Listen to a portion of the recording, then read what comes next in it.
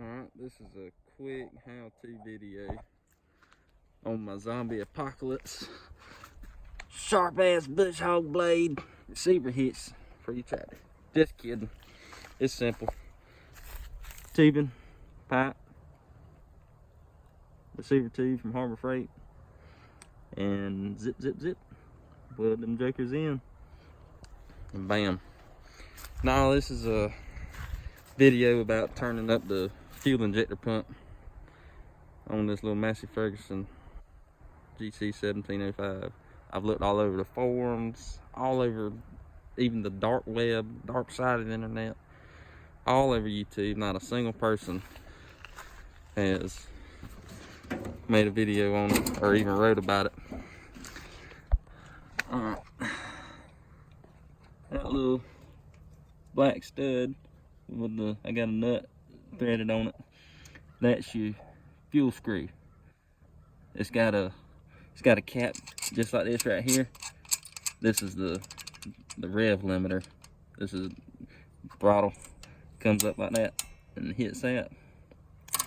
And they got these little caps. They just spin. They're attached to a nut on that stud somehow, and they spin so you can't get them off. So you can't turn the fuel up on them, and you can't rev the motor higher than it's supposed to be. And I tried to get, there was one just like that right there on that fuel screw, and I pried and pried with a screwdriver, and I still didn't ever get the cap off of the nut. But I did kind of jam them together, and they kind of stuck together, and I was able to thread the nut off of that stud, or off the fuel screw itself. Then I turned the fuel up to about where I thought I wanted it, cranked it up, run around, and it ended up, I didn't tighten it down enough, or I couldn't tighten it down enough, because when I started tightening it done like that and spun off the nut and went back to free spinning like that, and I couldn't get it to go no tighter because you can't get to the nut from in there. Anyhow, I was running the tractor and it vibrated off, and I was halfway down the driveway, and the fuel screw, it went back in and gave me less fuel, so I could barely get up to the back up to the house. But anyway, I just took a screwdriver and I jammed it down in there and jammed, and that's how I ended up getting it. I kind of mangled them together.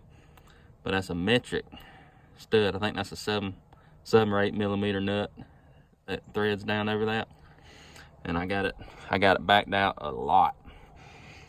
And it blows some smoke if you rev the throttle, but it runs clean, runs a whole lot better than it did stock. And this right here is where you that's your idle. I threaded it, backed it off some, because it did idle pretty high. It idled I want to say a little over 1,000 RPMs.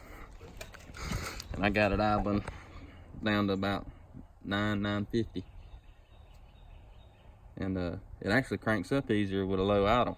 Without you can not burn your glow plugs, and it won't turn over 15 times before it busts off.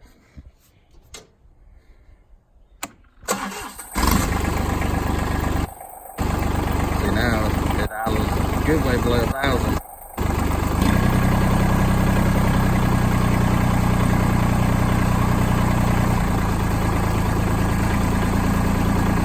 I want to say that's about where it idled stock.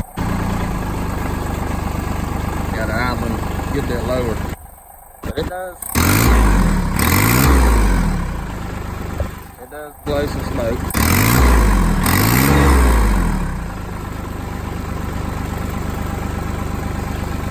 I got it clattered up over here. I can't breathe. I'm gonna have cancer.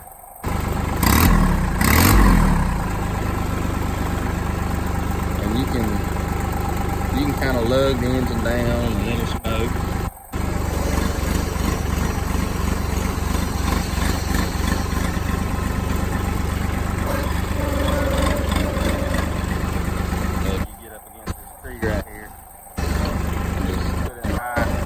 Idle.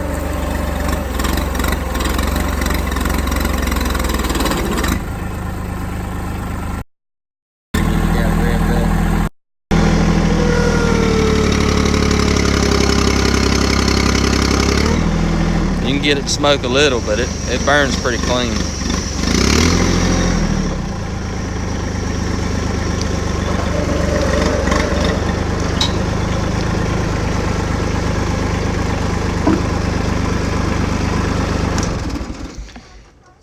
It burns pretty clean once you got the RPMs up. I'm gonna work on a straight pipe for it. Either figure out how to make me a little muffler, or just take the muffler out and make a straight pipe coming out right there, or I might make a stack out of it. I don't know. But anyway, that's a simple way. I've never looked all over the internet, never seen anybody touch on this at all. And it runs better.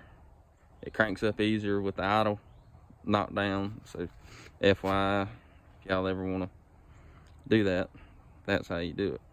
But don't tell your dealer that I told you how to do it, because that'll void every warranty on there.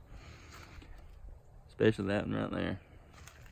Like, see that cap going? I can kiss all that goodbye. But yeah, that's